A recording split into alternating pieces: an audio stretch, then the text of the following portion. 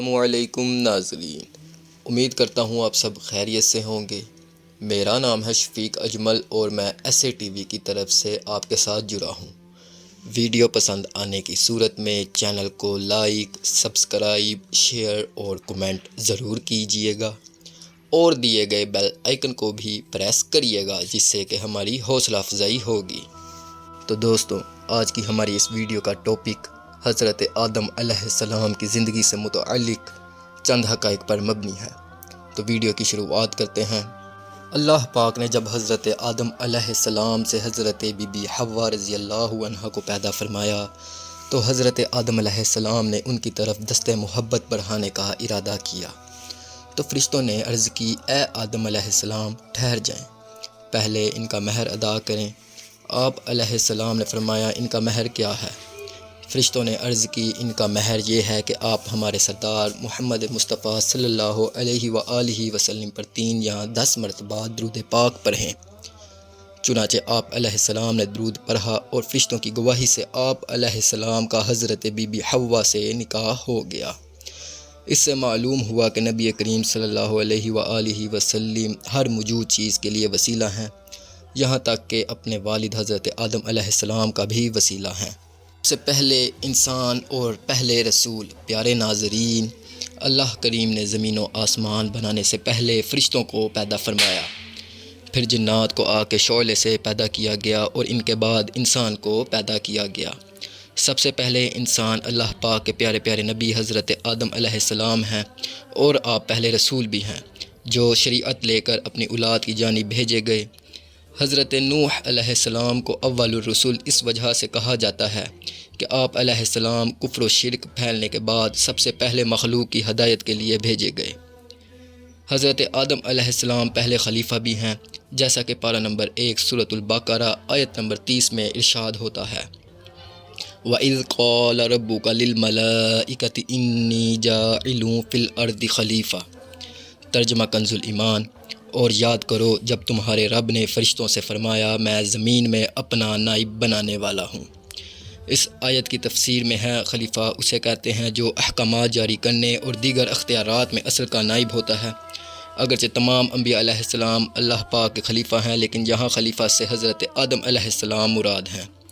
اور فرشتوں کو حضرت آدم علیہ السلام کی خلافت کی خبر اس لیے دی گئی کہ وہ ان کے خلیفہ بنائے جانے کی حکمت معلوم کریں اور ان پر خلیفہ کی عظمت و شان ظاہر ہو کہ ان کو پیدائش سے پہلے ہی خلیفہ کا لقب عطا کر دیا گیا ہے اور آسمان والوں کو ان کی پیدائش کی خوشخبری دی گئی۔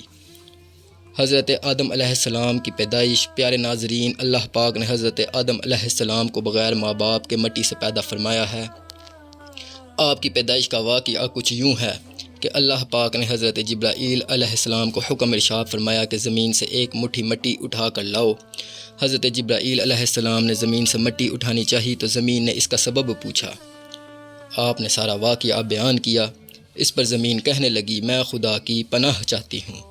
حضرت جبرائیل علیہ السلام نے مٹی لیے بغیر واپس لوٹ آنے کا فیصلہ کیا اور رب کی بارگاہ میں عرض کی، اے میرے رب، زمین نے تیری پناہ مانگی تو میں نے تیرے نام پاک اور تیری عزت کا ادب کرتے ہوئے واپس آ گیا اور اسے پناہ دے دی۔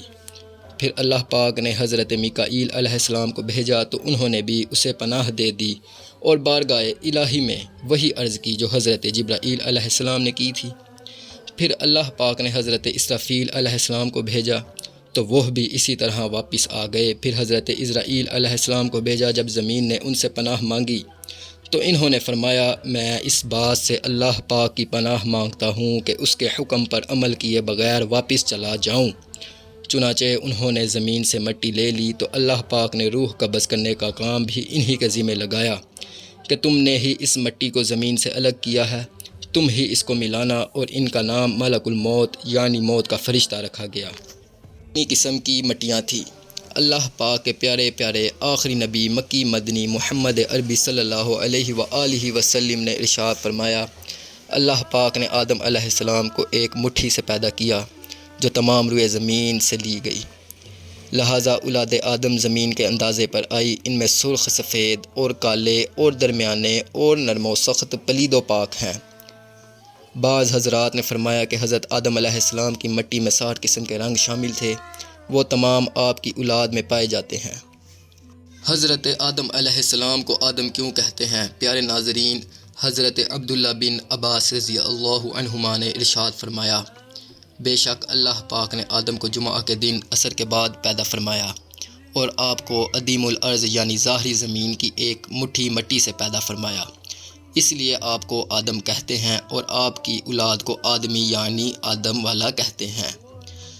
حضرت آدم علیہ السلام کی مبارک صورت۔ پیارے ناظرین، جب حضرت آدم علیہ السلام کے مبارک وجود کا گاڑا بنا لیا گیا تو وہ اسے ہواؤں کے ذریعے اتنا خشک کیا گیا کہ وہ ان کے بجنے والی مٹی کی طرح ہو گیا۔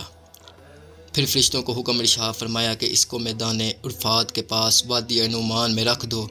اس کے بعد اللہ پاک نے اپنی دست قدرت سے حضرت آدم علیہ السلام کا وجود بنایا۔ فرشتوں نے پہلے کبھی ایسی خوبصورت شکل و صورت نہیں دیکھی تھی، لہٰذا حضرت آدم علیہ السلام کا مبارک وجود دیکھ کر وہ بڑے حیران ہوئے اور ان کے ارد گرد تعجب سے دیکھتے رہے۔ انسان کے جسم سے روح نکلتے وقت تکلیف کیوں ہوتی ہے؟ اللہ پاک نے جب روح کو حضرت آدم علیہ السلام کے جسم میں داخل ہونے کا حکم ارشاد فرمایا تو روح نے عرض کیا، یا اللہ پاک، یہ جگہ نہایت گہری اور اندھیری ہے۔ 3 بار حکم الہی ہوا اور تینوں بار روح نے یہی عرض کی تو اللہ پاک نے فرمایا، نہ چاہتے ہوئے داخل ہو رہی ہے تو پھر نکلنے میں بھی سخت تکلیف ہوگی۔ یہی وجہ ہے کہ جب انسان کے جسم سے روح نکلتی ہے تو سخت تکلیف ہوتی ہے۔ روایات میں ہے کہ نور مصطفیٰ صلی اللہ علیہ وآلہ وبارک وسلم وہ مبارک قلب یعنی وجود جگمگا دیا، یعنی وہ نور پیشمانی آدم علیہ السلام میں امانت رکھا گیا۔ اب روح آہستہ آہستہ داخل ہونے لگی۔ حضرت آدم علیہ السلام کا قد مبارک بخاری شریف میں ہے۔ حضرت آدم علیہ السلام کا مبارک قد 60 گز یعنی 90 فٹ تھا۔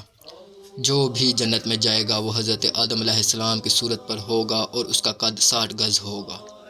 پھر حضرت آدم علیہ السلام کے بعد اب تلک مخلوق قد و قامت میں کم ہوتی رہی ہے۔ حضرت مفتی احمد یار خان نعیمی رحمۃ اللہ علیہ اس حدیث پاک کی شرح میں لکھتے ہیں، جنت میں صرف انسان ہی جائیں گے، جانور یا جنات نہ جائیں گے، اور تمام جنتی انسان آدم علیہ السلام کی طرح حسین و جمیل تندرست ہوں گے، کوئی بد شکل یا بیمار نہ ہوگا اور سب کا قد 60 ہاتھ ہوگا، کوئی اس سے کم یا زیادہ نہ ہوگا۔ دنیا میں خواہ پست یعنی چھوٹا ہو قد تھا یا دراز یعنی لمبا قد، بچہ تھا یا بوڑھا، مگر یہ کمی صرف دنیا میں ہے، آخرت میں جنت میں پوری کر دی جائے گی۔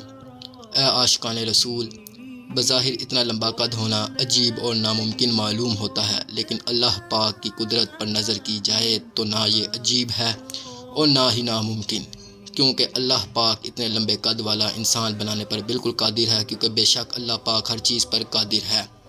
تو یہ تھی ہماری آج کی ویڈیو، ملتے ہیں اگلی ویڈیو میں، تب تک کے لیے فی امان اللہ، خدا حافظ۔